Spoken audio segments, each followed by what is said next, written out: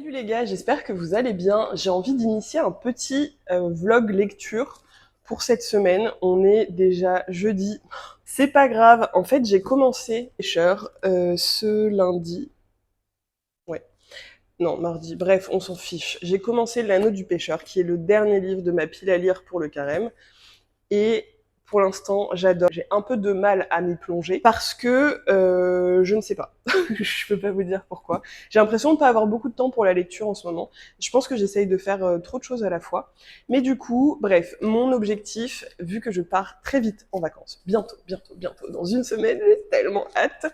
Vu que je pars bientôt en vacances, j'aimerais le finir lui et ensuite on va peut-être lire des petits livres ou des BD que j'ai très envie de lire depuis longtemps, à savoir Le Monde sans fin, qui traîne dans ma bibliothèque et puis j'ai envie d'être un peu déprimée avant de partir en vacances et de prendre l'avion, voilà, histoire de se sentir coupable parce que sinon, qu'est-ce que la vie finalement.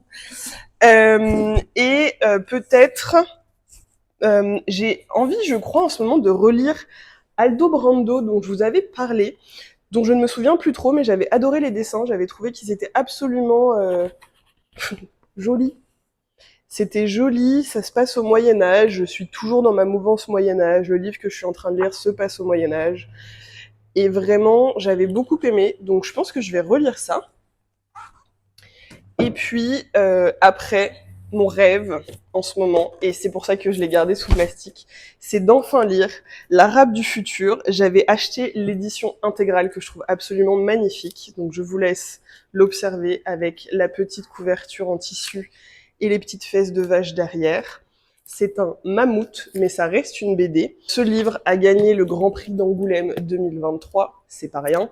Et il traîne dans ma bibliothèque depuis. Et en fait, je n'ai toujours pas enlevé le plastique parce que ça va être ma récompense quand je vais décider de le commencer, de pouvoir l'enlever et de faire comme s'il était tout neuf. Chacun ses obsessions, ok. Voilà. Et après, j'ai aussi une farouche envie de liberté, qui est un hommage à Gisèle Halimi sur la cause des femmes et le travail qu'elle a fait pour l'accès à l'avortement. Donc ça, j'ai trouvé... il est dans ma bibliothèque depuis quelques temps, hein, depuis 2-3 ans. J'ai très envie de le lire. J'avais lu Le procès de Bobigny, qui parle aussi de ce même sujet que j'avais trouvé, pareil, hyper important pour la nouvelle... Enfin... Ah, je sais plus parler. Allô, qui est hyper important pour l'histoire de France. Donc ça, c'est aussi une option. Et je crois que le dernier qu'il me... Ah non, il m'en restera deux. C'est ces deux-là. Alors, on a le Joker et Harley, que j'avais prévu de lire, vous vous souvenez, dans un vlog que je vous remets là-haut, mais que je l'avais jamais fait. Et ensuite, on a Kylian Asson, qui est un carnet de voyage qui se passe en Afrique de l'Est, que j'ai très envie de lire, qui est très lourd.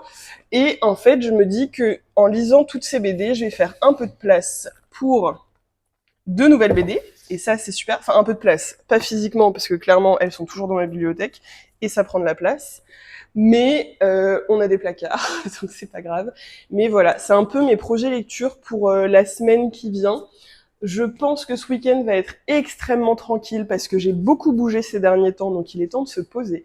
Et qui dit repos dit lecture. Donc on va s'atteler à ça. Et peut-être que j'arriverai à glisser un ou deux livres assez courts. On verra. Pour l'instant, j'ai pas trop envisagé de le faire. Il y a un livre qui m'intrigue beaucoup, qui s'appelle Leurs yeux regardaient Dieu, que j'ai acheté très récemment, avec ce livre que je trouve magnifique, avec ce bleu roi, ce que Napoléon ne pouvait pas faire, qui parle de deux frères ghanéens qui vont aller vivre l'un aux États-Unis et l'autre reste. Oui, et du coup, on va voir l'évolution des deux. Mais celui-là est un peu plus épais, donc je ne sais pas si je pourrais le finir. Ça va dépendre de mon temps de lecture et de mon envie de lire en anglais. Je vous avoue qu'en ce moment, elle n'est pas très présente. Mais bref, il y a plein de petits livres auxquels je pourrais m'atteler. Tout ce que je sais, c'est que c'est la dernière semaine avant mes vacances. Et du coup, il faut que je lise ce que j'ai envie de lire et j'en profite pour faire un petit peu de place dans mes placards. Et c'est assez chouette. Donc, allons au café.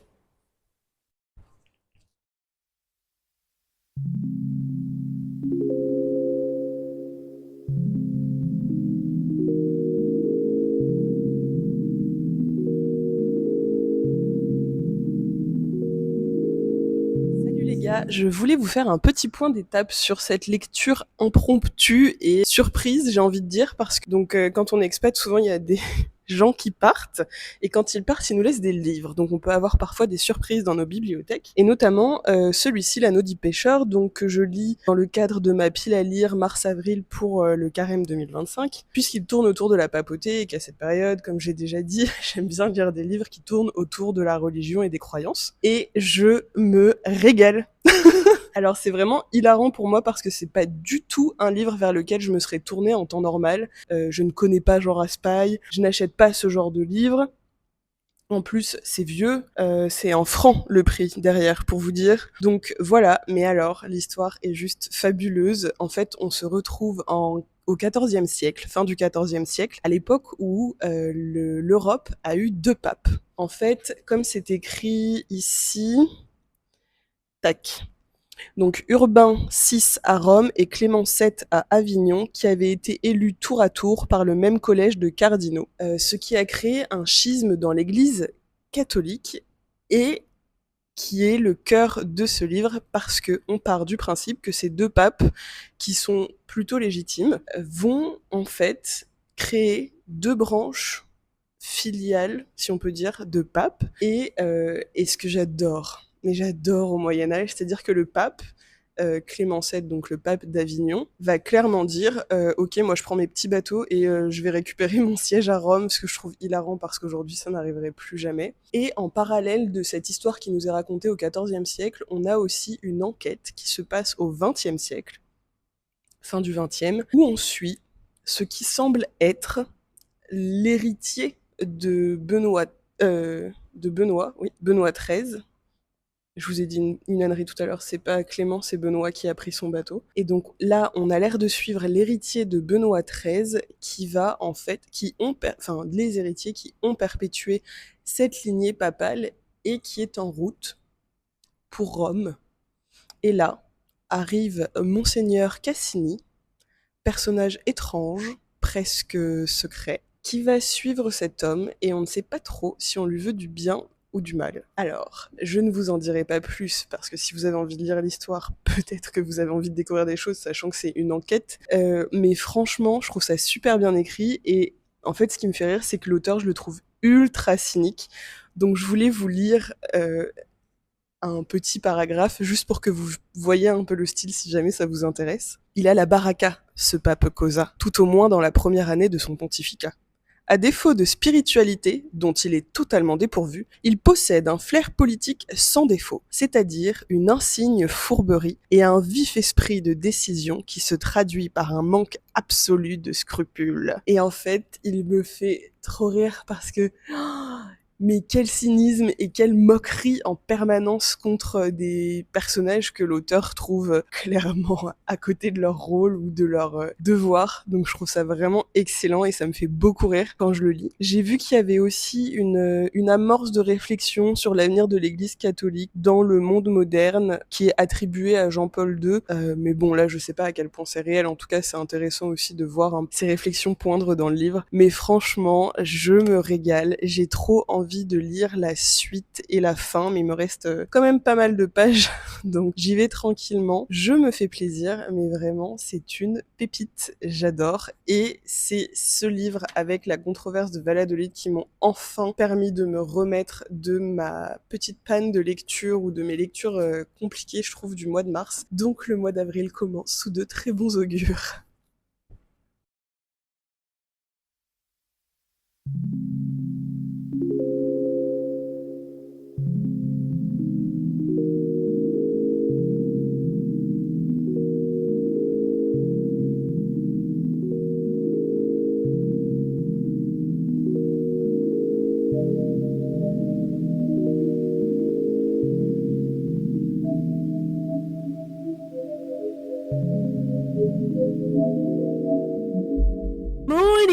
J'espère que vous allez bien, je vous fais un petit point d'étape, là on dirait que je commence le vlog alors que pas du tout. J'ai déjà lu plein de livres, j'ai déjà lu 3 livres, vous imaginez, ça fait 2 jours.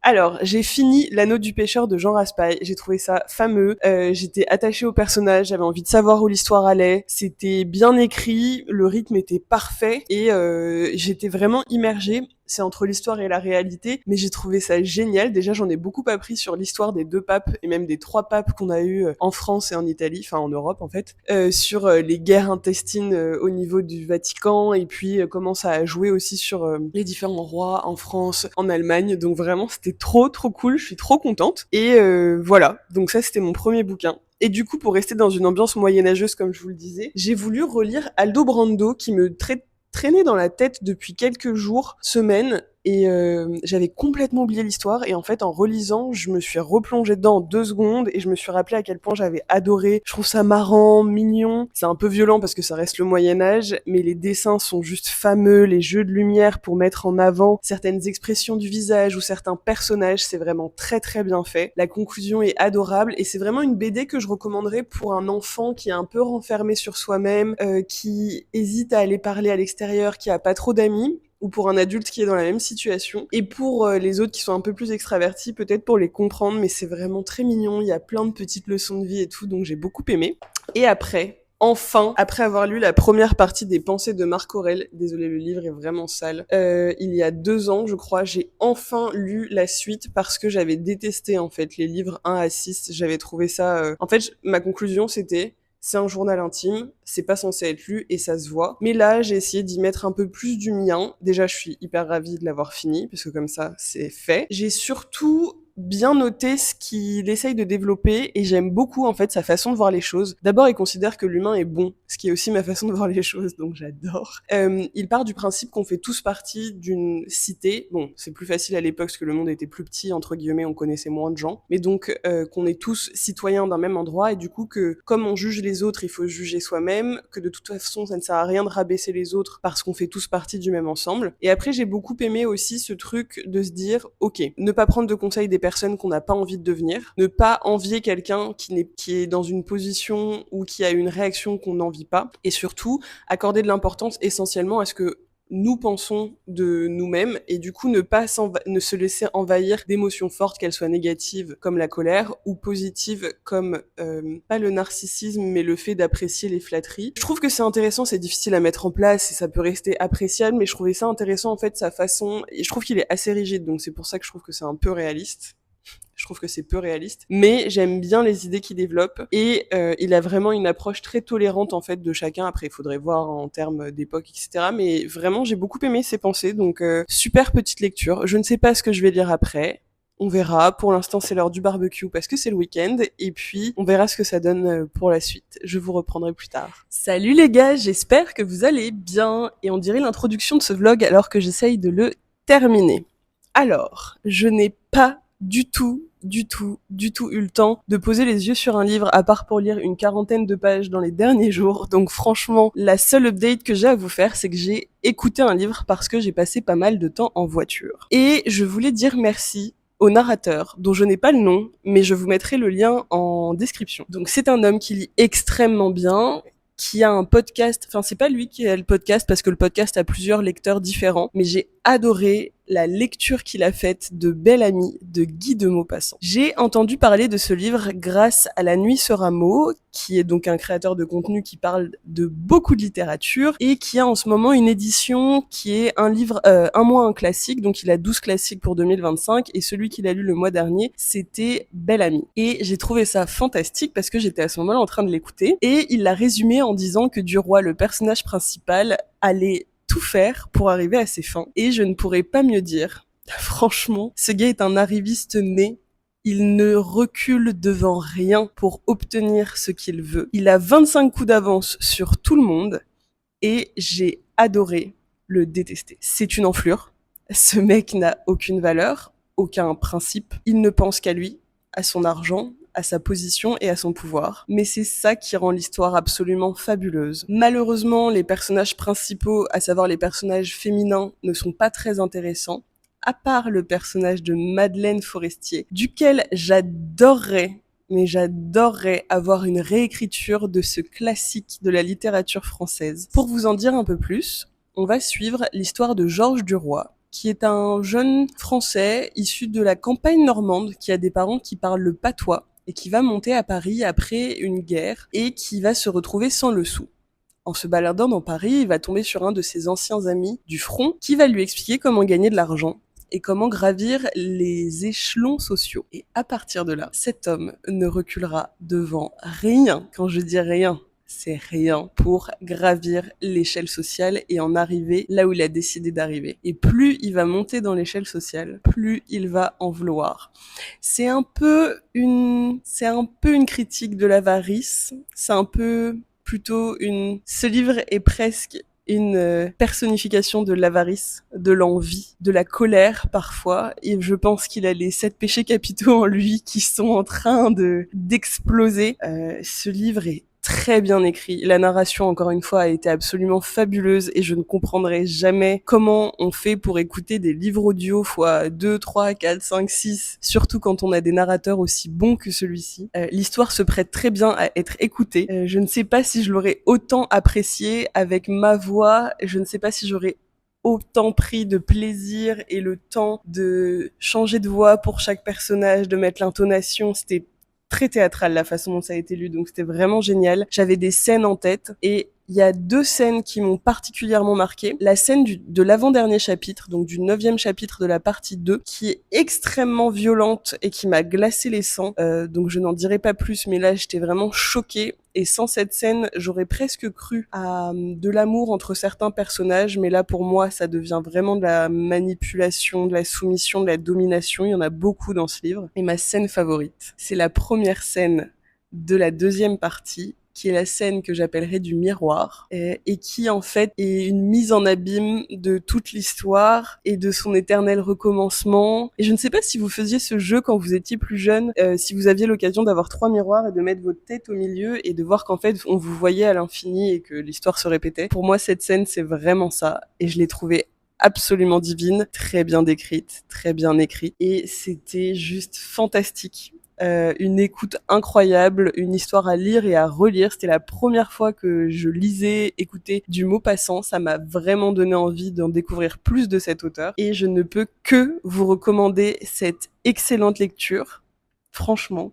qui est aussi une grande réflexion sur ce qu'on veut dans la vie et ce qu'on est prêt à abandonner comme valeur pour y arriver. Et sur ces bonnes paroles, ça marque la fin de ce vlog de dernière semaine avant les vacances. Qui va être ma conclusion. Malgré le fait que je n'ai pas trop eu le temps de lire, je suis ravie des 3 livres du coup que je vous ai présentés. L'Anneau du pêcheur qui a vraiment été une découverte incroyable, que ce soit en termes de prose, en termes d'histoire, l'appétence que j'ai eu à le lire, l'envie d'y retourner en permanence, ça j'ai adoré. Aldo Brando et son univers absolument câlinant, j'ai envie de dire, qui me suit et qui m'a fait tomber amoureuse encore une fois du Moyen-Âge. Je crois définitivement qu'il faut que je me renseigne plus sur cette période de l'histoire. D'ailleurs, il me semble que je vous ai dit une bêtise à un moment, je vous ai dit que le Moyen-Âge continuait bien après ce que je pensais, et en fait, ça s'arrête à la découverte des Amériques. Donc la controverse de Valladolid ne s'est pas passée au Moyen-Âge, mais juste après, donc à la Renaissance. Bref, tout ça pour dire que j'ai très envie de me renseigner plus en détail sur le Moyen-Âge. Et ensuite, cette fabuleuse lecture de Belle Amie, qui m'a ravie, qui m'a fait rire, qui m'a fait sourire, qui m'a répulsée, qui m'a énervée, mais qui m'a transportée, qui m'a fait aussi rêver par les décors, les personnages. J'avais l'impression d'être à Paris au 19e siècle. Enfin, c'était vraiment génial. Et que j'ai écouté avec beaucoup d'avidité. J'étais très heureuse d'en écouter même quelques minutes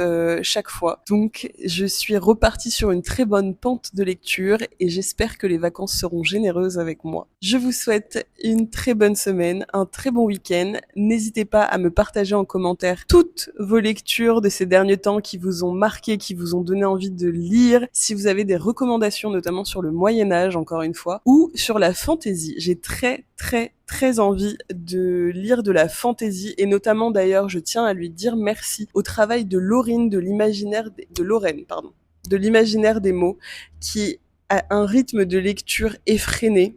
Elle doit lire 6 à 7 livres par semaine, j'ai l'impression. Elle lit en plus des énormes pavés, elle a une maison d'édition tout fabriquée en France, elle a une connaissance du monde de fantastique qui est absolument incroyable et qui m'a donné de très bonnes recommandations, qui a fêté d'ailleurs ses 10 ans sur YouTube, et donc qui nous a proposé un top 20 des meilleurs récits fantastiques dont je vous mettrai la vidéo en barre d'infos, qui me donne envie de découvrir vraiment la littérature fantastique et de m'y plonger plus en profondeur parce que je n'ai lu que Tolkien, que je n'ai pas aimé, malheureusement. Je pense qu'il y a des gens qui aiment, d'autres qui n'aiment pas, c'est mon cas. Mais j'aimerais beaucoup avoir des mondes un peu plus féeriques, un peu plus magiques.